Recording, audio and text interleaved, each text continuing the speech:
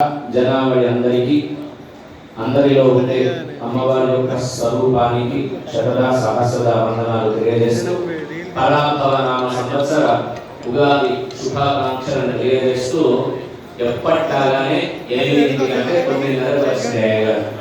ఇక ఎంతసేపు ఎక్కడో తెలియదు, ఎంతసేపు అవుతుందో తెలియదు. మహారాష్ట్రలో నాకు చెప్తే కింది నుంచి మంచి పరిమళం వస్తుంది తినడానికి.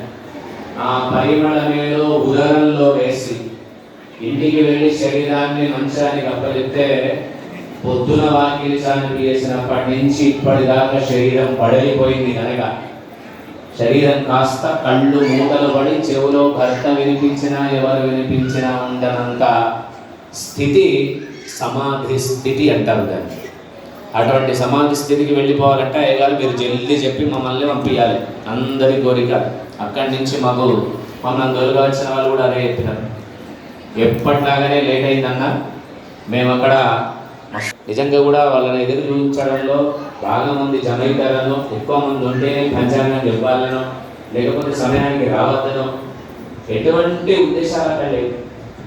కాలం అనేది మన చేతిలో ఏముండాలనేది నిదర్శనమే మనకు కనిపిస్తుంది ముందర. ఆ కాలాన్ని నిర్ణయించేదే మన చేతిలో ఉండే పంచాంగం. పంచాంగ శ్రవణం మనం ఎందుకు వినాలి అనేది రాశులు నక్షత్రాలు అవన్నీ పొద్దుటి నుంచి విని చెవులలో దూట్లు పడి ఏం చేసుకున్నా మన బతికి ఇంతే, మనం ఏం చేసినా మనకు వచ్చిందే, మన ఆదాయం అయితే మనం గిట్టేవాళ్ళు ఎక్కువ ఉంటారు, మనం మెచ్చుకునే వాళ్ళు తక్కువ ఉంటారు. ఇవన్నీ ఫ్యాన్ తిరిగినట్టు ఆలోచనలు పొద్దుటి నుంచి తిరుగుతూనే ఉన్నాయి. 364 రోజులు ఎదురు చూసి 365 రోజులు మనకేమన్నా మెరాకిల్ జరుగుతుందేమో అని చెప్పేసి బాగా ఆశపడి 364 రోజులు మనం గడుపుకున్నాం.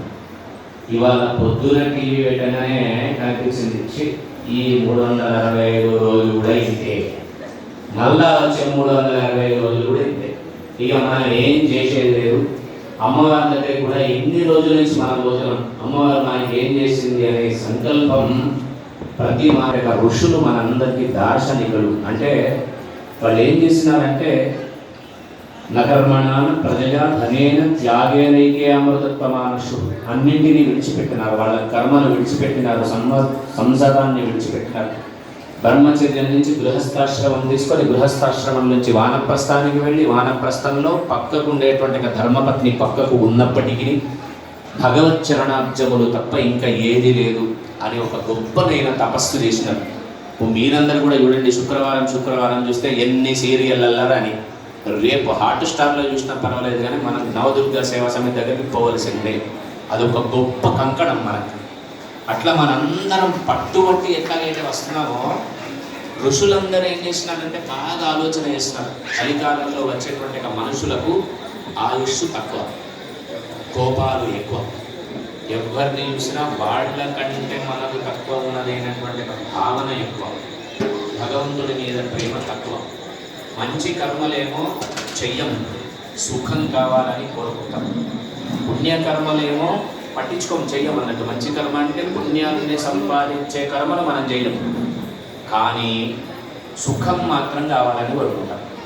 పాపకర్మలన్నీ చేస్తాం, దానివల్ల వచ్చేటువంటి చెడును మాత్రం అనుభవించము అని ఒక నియమం పెట్టుకున్నాం మనం. అందుకని బాగా ఆలోచించి వ్యాస భగవానుడు ఏం చేసినాడంటే కలికాలంలో ఇవన్నీ సాధ్యం కావు. ఒక ఇంద్ర పదవి రావాలన్నా ఇంద్రుడు ఏం చేయాలంటే భూలోకానికే రావాలి, భూలోకంలోనే తపస్సు చేయాలి. 100 అశ్వమేధ యాగాలు చేస్తే ఒక ఇంద్ర పదవి కలుగుతుంది. అయితే వెంటనే మనకు కూడా అనిపిస్తుంది, అంటే